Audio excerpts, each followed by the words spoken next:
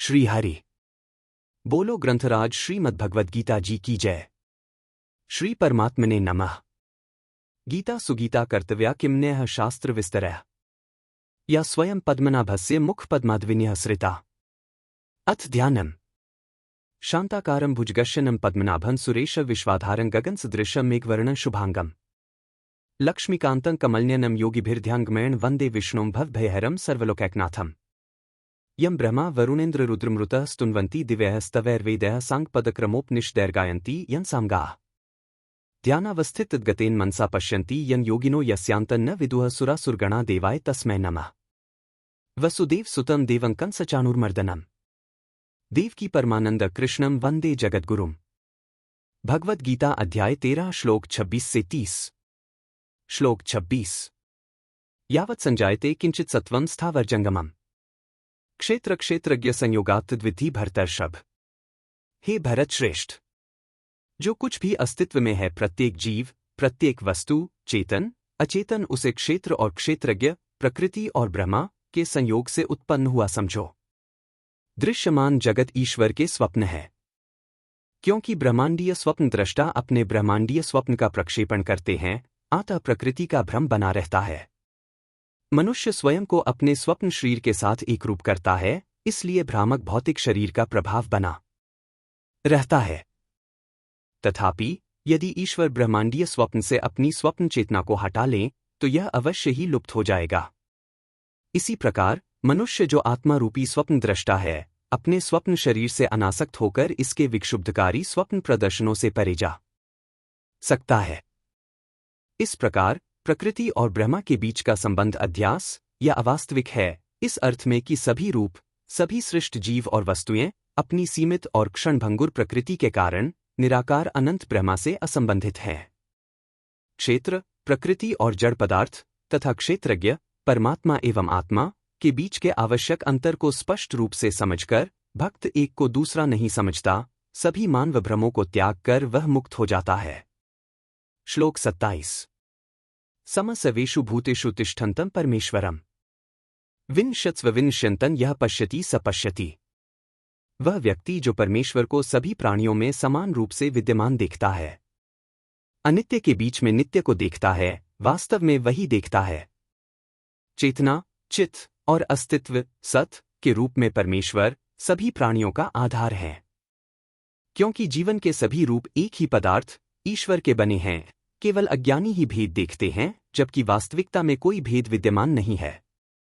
जीवों या मानवों के रूप में सभी मनुष्य मायाग्रस्त हैं और उनका अंत निश्चित है, परंतु सर्वोच्च ईश्वर के बच्चों के रूप में, सृष्टिकर्ता की संतान के रूप में हम उनकी स्वयंभू एवं अविनाशी प्रकृति के भागी हैं।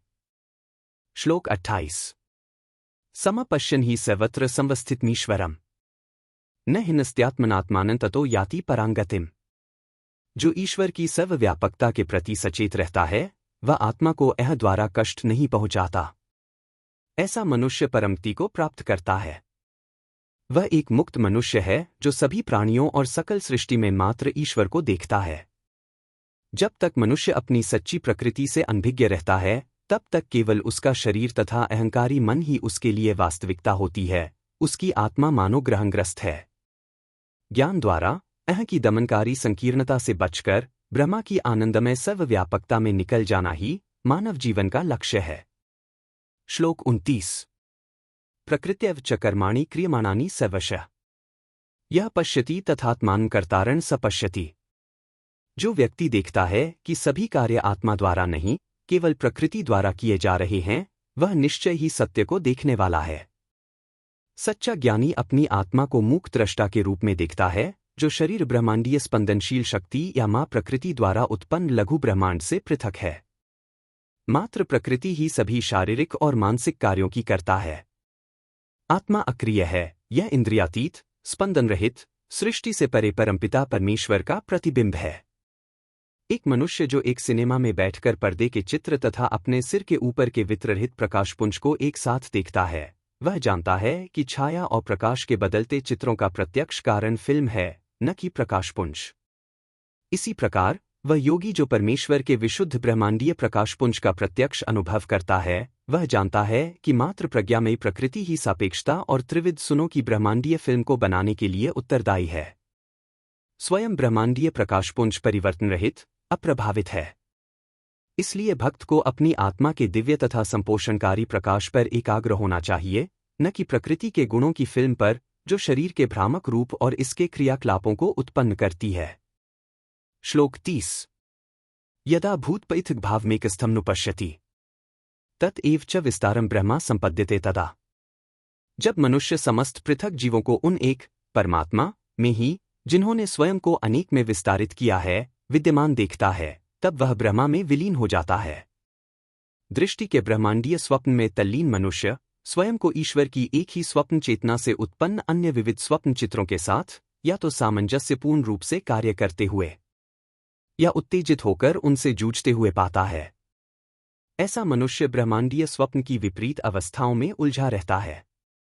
जब समाधि के द्वारा एक योगी माया के भ्रमों से जागता है, तब वह अपने शरीर, अन्य मनुष्यों के पृथक रूप से विद्यमान प्रतिबिंबों तथा सभी सांसारिक वस्तुओं को एक ही परम स्रोत ईश्वर की चेतना से निरंतर प्रवाहित होते देखता है। प्राणियों के बीच कोई वास्तविक अंतर नहीं है, सभी प्रकृति द्वारा उत्पन्न हैं तथा एक ही अंतर्निहित देवत्व द्वारा पोषित हैं। उनकी प्रतीत होती विविधता एक मन, ईश्वर की एकता में निहित है। इस सत्य का बोध ही मुक्ति या ईश्वर से मिलन है। बोलो ग्रंथराज श्रीमद्भगवद्गीता जी की जय। जय श्री कृष्ण।